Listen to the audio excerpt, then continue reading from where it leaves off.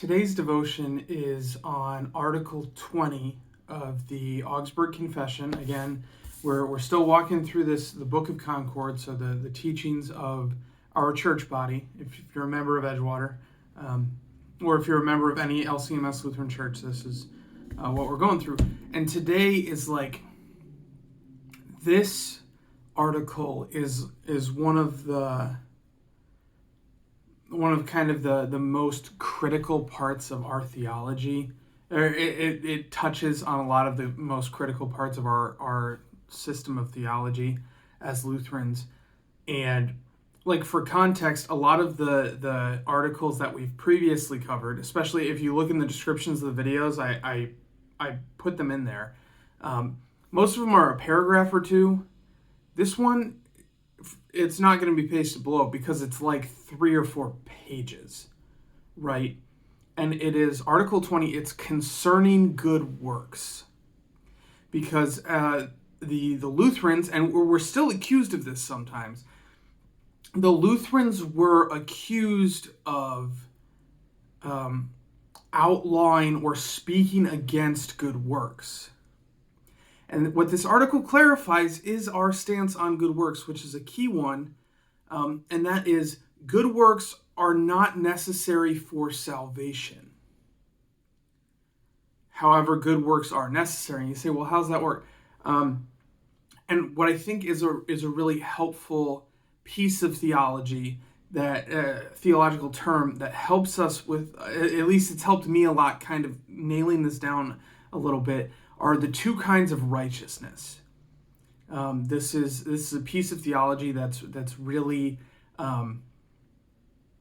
it's taught very much at the seminaries. It's I think a very helpful piece of theology, and that is there are two kinds of righteousness.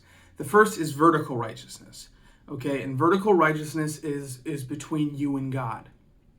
And what we teach is that you can do nothing to support that relationship, to maintain that relationship, right? We teach that is a grace relationship. God does 100% of the work in that relationship. If you're going to be righteous before God, it is only by the grace of God. It is only through faith in his Son and what Jesus did. He lived, he died, he rose again, he ascended. So that's vertical righteousness. And one of the reasons this article is so long is we are very careful to avoid something called works righteousness in this vertical realm of righteousness, right?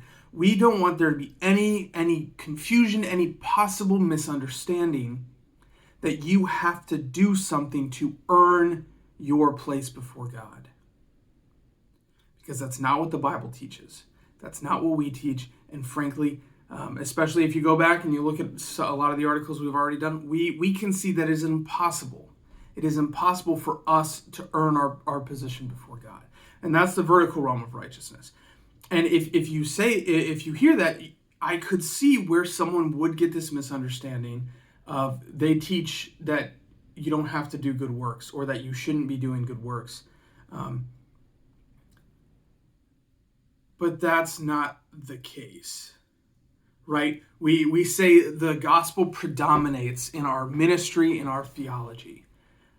But what this article clarifies is this horizontal realm, the second kind of righteousness, horizontal righteousness. The Latin term would be coram mundo, before the world. You don't need to do good works to reconcile yourself before God, but he calls you to do good works for the sake of your neighbor, right? And this brings into reality, there are some things that we do, and you are correct in saying that they have no standing on your relationship before God. But they impact your relationship with other people. They impact your relationship with creation. The reality is, God has given us his law, his instruction, his guidance on how he designed for us to live and relate to each other and relate to his creation. And we are called, and this is what this article is getting at, we are called to live that way, even though our salvation doesn't depend on it. Okay? So that's what they're spending all this time talking about in this article, is We believe that good works have nothing to do with your standing before God. Your standing before God depends on the person and work of Jesus Christ. But we say good works are necessary in the horizontal realm. They're necessary because that's what we're commanded to do. And there's not the punishment of hell, there's not the threat of hell, which I think is what trips a lot of people up, because a lot of times you need a motivation for good works. And it's either you're going to earn something or you're going to avoid something, right? So a lot of people say, oh, well, you say we're earning heaven or we're avoiding hell. And we say, no. Our motivation is more intrinsic than that, would be the clarifier, right? We do good works because they're good, because God has told us this is good to do. And we trust him at that. So there is no reward we're striving for. I mean, you can think of like earthly rewards, right? If you're really nice to your neighbors, that's going to pay off, right? Your neighbors they're going to be kinder to you. If you need a favor, they're going to be willing to kind of step into that. So that's kind of what we don't have those typical motivations that we think of. And I think that's what trips people up, because when I say we ought to be doing good works, it's not because you're avoiding hell. The only way to avoid hell is faith in Jesus Christ. It's not because you're earning heaven. The only way to get to heaven is through the work of Jesus Christ. Like, you have nothing to do with that.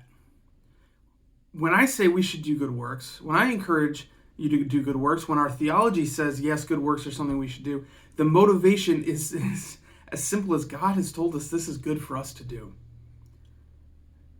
And we trust him in that. So that's the devotion for today. If you have questions, if you want clarification, drop some comments below. I would be happy to interact with you there. And if you want updates as this video series continues, as daily devotions come out, go ahead and subscribe to Edgewater Lutheran's YouTube channel. Sorry for the video going a little long, but like I said, this is a pretty big thing, so I think it's worth a couple extra minutes, hopefully, of your time. With that, brothers and sisters, go in peace. Serve the Lord. Thanks be to God.